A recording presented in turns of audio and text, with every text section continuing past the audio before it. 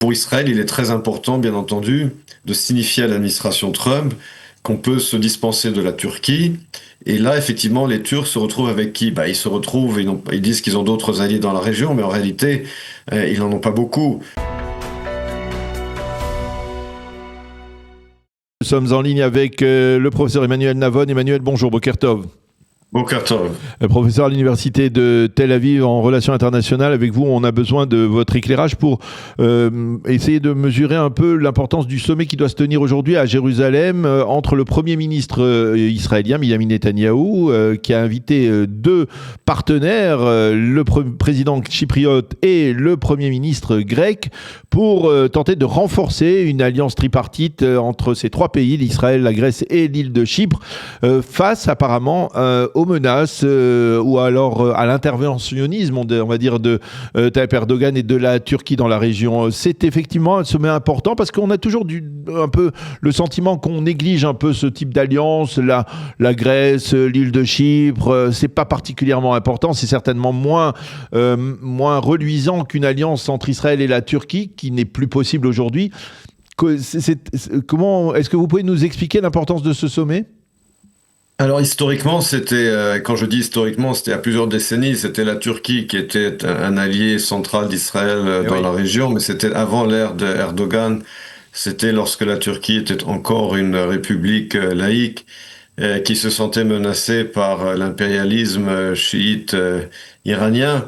Mais depuis Erdogan, c'est-à-dire depuis le début des années 2000, les choses évidemment ont changé.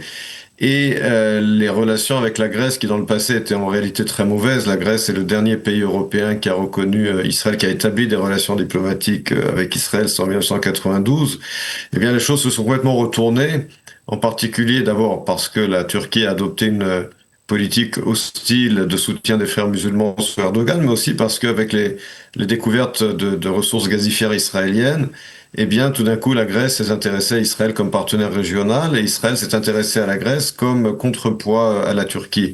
Et aujourd'hui, on se parle quelques jours après l'annonce de la signature de cet énorme accord gazifière avec l'Égypte. Et donc, l'idée est de renforcer ce partenariat régional du gaz naturel entre Israël, l'Égypte, Chypre et la Grèce.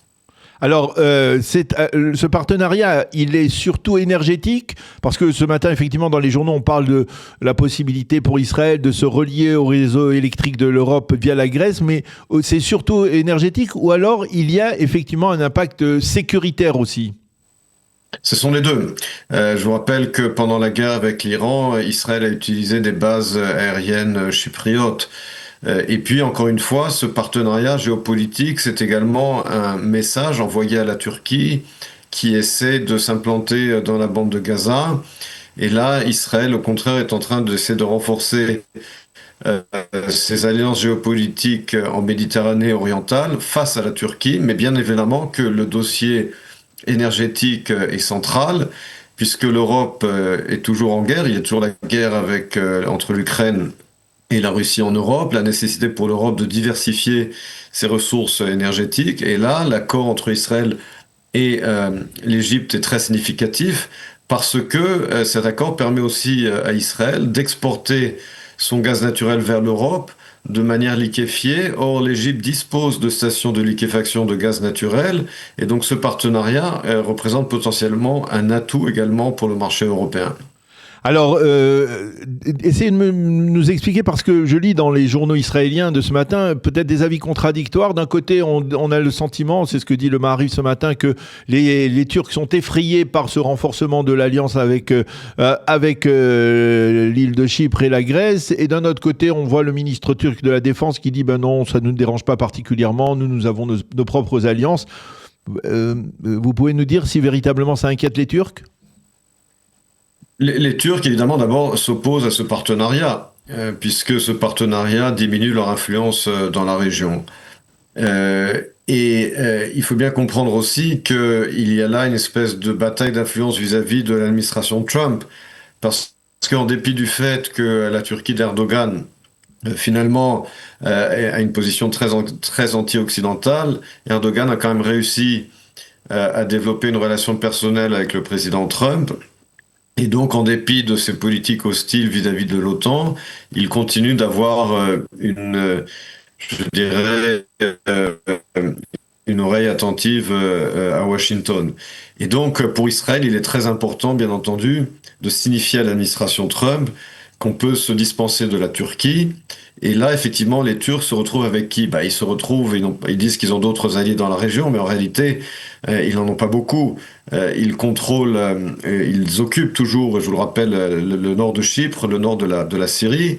Ils ont des relations un peu compliquées avec l'Iran, et en vérité, la Turquie, dans la région immédiate, aimerait finalement, c'est un peu le rêve d'Erdogan, rétablir l'empire ottoman d'antan, mais se retrouve en réalité assez isolé, et d'où l'importance pour Israël d'avoir une politique proactive de renforcement de ses alliances avec la Grèce et Chypre, justement pour contribuer à cet isolement régional de la Turquie du fait de sa politique hostile vis-à-vis d'Israël. Donc en fait, cette alliance ou ce sommet aujourd'hui à Jérusalem, il n'est pas destiné à un effet dissuasif envers la Turquie, mais peut-être plus envers les États-Unis, peut-être essayer de les dissuader des Américains de se rapprocher de la Turquie.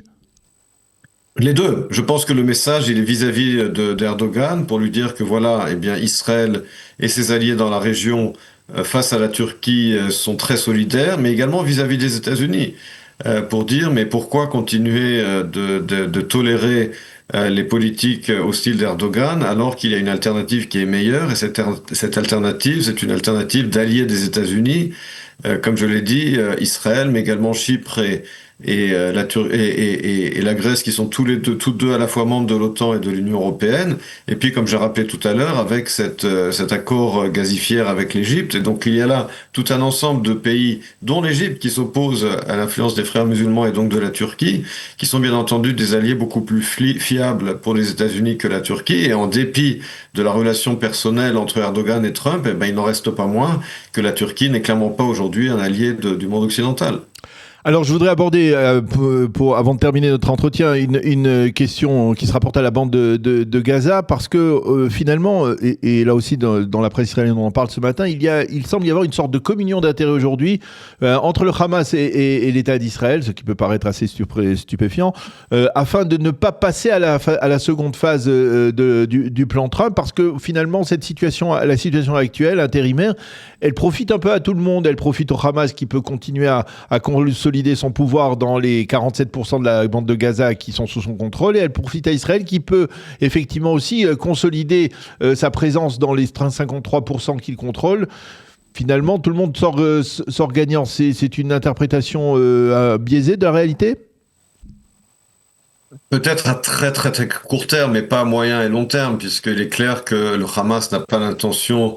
Alors, vous avez raison, le Hamas, d'une certaine manière, dans ces 47% de la bande de Gaza est en train de se reconstituer, bien que il y a aussi de fortes oppositions de la population civile contre le Hamas. Mais le Hamas, effectivement, renforce son contrôle sur le territoire entouré par la ligne jaune. Et Israël dans le reste du territoire, comme vous l'avez rappelé, dans les proportions que vous avez rappelées. Mais pour Israël, il n'y a aucun intérêt à long terme de maintenir ce statu quo. Je veux dire, c'est un furoncle. Et donc, il faut absolument qu'à terme, il y ait véritablement. Emmanuel, pourquoi finalement il n'y a pas d'intérêt ? On a souvent parlé de ce fameux périmètre qui contourne la frontière entre Israël et la bande de Gaza. Eh bien là, le périmètre, il est tout simplement un petit peu plus large, beaucoup plus large même, et il garantit une forme de sécurité pour les localités du pourtour.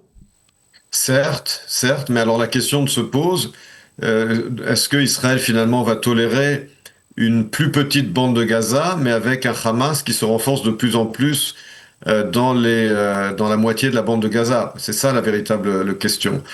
Parce que ça veut dire que finalement, dans le territoire que Israël ne contrôle pas, eh bien là, le Hamas pourra de nouveau construire des tunnels, de nouveau bâtir un arsenal militaire, etc. Il n'aura pas l'axe Philadelphie, puisque l'axe Philadelphie reste sous le contrôle mais il restera, j'ai utilisé le terme de furoncle, il restera justement cette moitié de la bande de Gaza sous le contrôle absolu du Hamas.